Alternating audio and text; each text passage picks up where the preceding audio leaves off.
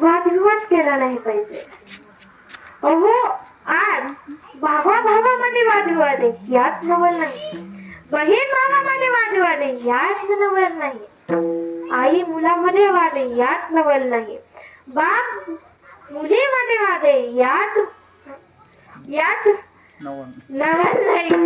पण आज ज्यांनी 7 जन्माचे फेरे बांधलेत अशांमध्ये वादविवाद आहे.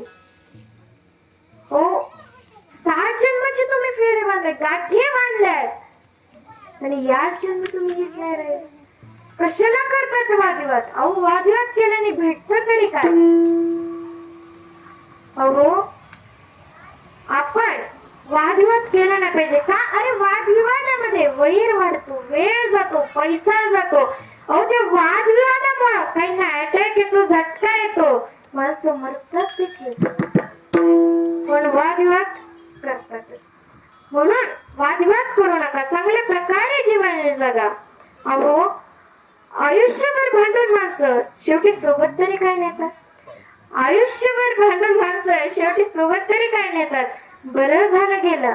ती शब्द काय आयुष्याचे पुरस्कार ठरतात? अहो आपण उगा भांडणं करायचे, काय भेटतो भांडणं करून? अहो आपल्या